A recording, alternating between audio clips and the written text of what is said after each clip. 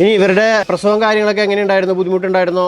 പ്രസവം കാര്യങ്ങളും നമ്മളതിനെ പറ്റിയിട്ട് വലിയ അങ്ങനെ പിടിപാടുണ്ടായിരുന്നില്ല. ലൈക്ക് ഫസ്റ്റ് ടൈം ലിറ്റർ നമ്മളങ്ങനെ ഡോഗിനെ അങ്ങനെ ഭയങ്കര ഇതായിട്ട് നോക്കിയിട്ടൊന്നുമില്ലല്ലോ. ഡേയ്സൊന്നുമില്ല. അപ്പോൾ ഫസ്റ്റ് ടൈമാണ് ഇങ്ങനെ പ്രഗ്നൻ്റ് ആവുന്നത്. ഇതൊക്കെ അപ്പോൾ ഭയങ്കര ടെൻഷനായിരുന്നു. പിന്നെ ആൾക്കാരെന്ന് ചോദിച്ചപ്പോൾ കുഴപ്പമില്ല, പട്ടിയുടെ അങ്ങനെ വലിയ പ്രശ്നമൊന്നും ഉണ്ടാവില്ല എന്ന് പറഞ്ഞത്. അപ്പം അതേപോലെ തന്നെ പിന്നെ ഹോസ്പിറ്റലിൽ കൊണ്ടുപോയപ്പോഴും നമ്മളിവിടെ ഗവൺമെൻറ് ഹോസ്പിറ്റലിൽ കൊണ്ടുപോയപ്പോൾ അവർക്ക് പിറ്റ്ബുളിനെ പേടിയായിരുന്നു. അപ്പോൾ അത് വലിയ കാര്യമായിട്ടൊന്നും അങ്ങനെ നോക്കാനോ എടുത്തു വന്നില്ല. പിറ്റ്ബുളാന്ന് പറഞ്ഞപ്പോഴത്തേക്കും ഗവൺമെൻറ് ഹോസ്പിറ്റലിലെ ഡോക്ടർ വന്നില്ല എടുത്ത്. അപ്പോൾ പിന്നെ നമ്മളങ്ങനെ വേറെ ചെയ്യുന്നില്ല. പിന്നെ ഓൺലൈനിൽ നോക്കിയപ്പോഴാണെങ്കിൽ പപ്പി ഫുഡ് കൊടുത്താൽ മതി. പപ്പി ഫുഡ് മദറിന് കൊടുത്തു കഴിഞ്ഞാൽ തന്നെ മിൽക്ക് കാര്യമുണ്ടാവും, വേറെ സപ്ലിമെൻ്റ് ഒന്നും കൊടുക്കണ്ടെന്ന് പറഞ്ഞത്.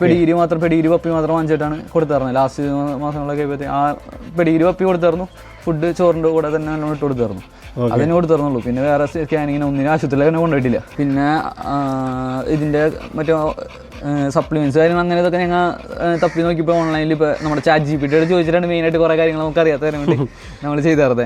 അപ്പോൾ അതിൽ നോക്കിയപ്പോൾ ChatGPT പറഞ്ഞതെന്ന് വെച്ച് കഴിഞ്ഞാൽ സപ്ലിമെൻറ്റ്സ് ഒന്നും കാര്യങ്ങളും അധികം കൊടുക്കേണ്ട ആവശ്യമില്ല. പിറ്റ്ബുളിനാകുമ്പോഴത്തേക്കും മെയിനായിട്ട് നമ്മൾ പപ്പി ഫുഡ് തന്നെ കൊടുത്തു കഴിഞ്ഞാൽ അതിൻ്റെ ഉള്ളിൽ തന്നെ എല്ലാ കാര്യങ്ങളും ഇതിനാവശ്യമുള്ള സാധനങ്ങളും മിൽക്ക് ഉണ്ടാവാനാണ് പ്രഗ്നൻസി ആവശ്യമുള്ള എല്ലാ സാധനങ്ങളും അതിലുണ്ടാകും. നമ്മൾ ഒരു തരത്തിലുള്ള മരുന്നോ സ്കാനിങ്ങോ ഒന്നിനും കൊണ്ടുപോയിട്ടില്ല, വീട്ടിൽ തന്നെ ആവും.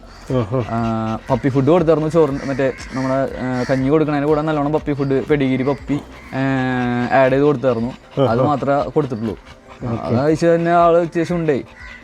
പിന്നെ എന്താണെന്ന് വെച്ച് കഴിഞ്ഞാൽ ഡെലിവറിയുടെ സമയം വരെ ഫുൾ ടൈം രണ്ടുപേരും ഹാപ്പി ആയിട്ട് ഒരുമിച്ച് ഒരു കൂട്ടിൽ മറ്റേ കൂട്ടിൽ മാറ്റി രണ്ടുപേർ കിടക്കണ്ടായിരുന്നില്ല.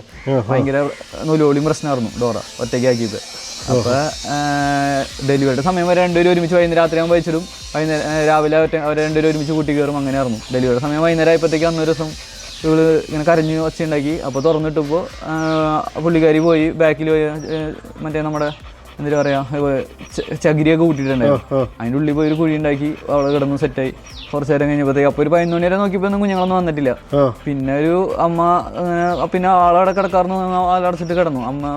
അപ്പച്ചനെ ഫോണൊക്കെ വിളിച്ച് കഴിഞ്ഞിട്ട് കുറച്ച് നേരം കഴിഞ്ഞ് വന്ന് ഒരു മണി 2 മണിയായപ്പോൾ ഒന്ന് നോക്കിയപ്പോഴത്തേക്കും 3-4 കുഞ്ഞുങ്ങൾ വന്നിട്ടുണ്ട് ഓൾറെഡി. എല്ലാ കാര്യവും സ്വന്തം കാര്യം സ്വന്തമായിട്ട് നോക്കി.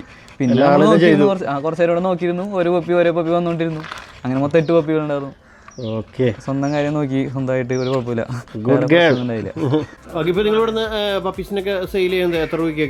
പപ്പീസിന് നമ്മളിപ്പോ 20 രൂപ ആ റേഞ്ചിലാണ് കൊടുത്തു തരുന്നത് ഇതുവരെ. പിന്നെ എന്തെങ്കിലുമൊക്കെ അഡ്ജസ്റ്റ് ചെയ്യാൻ നമ്മൾ നേരിട്ട് വന്ന് കണ്ട് സംസാരിക്കുമ്പോഴത്തേക്കും അഡ്ജസ്റ്റ് ചെയ്യാൻ കുഴപ്പമില്ല. പിന്നെ ട്രാൻസ്പോർട്ടേഷൻ ആണെങ്കിലും ഓൾ ഇന്ത്യ അവൈലബിൾ ആണ്. ട്രാൻസ്പോർട്ടേഷൻ ചാർജ് ഡയറക്റ്റ് പപ്പി വരുമ്പോഴത്തേക്കും ട്രാൻസ്പോർട്ടേഷൻ ചാർജ് എത്രയാണെന്ന് വെച്ചാൽ അവർക്ക് ഡയറക്റ്റ് കൊടുത്താൽ മതി, നമുക്ക് തരേണ്ട ആവശ്യമില്ല.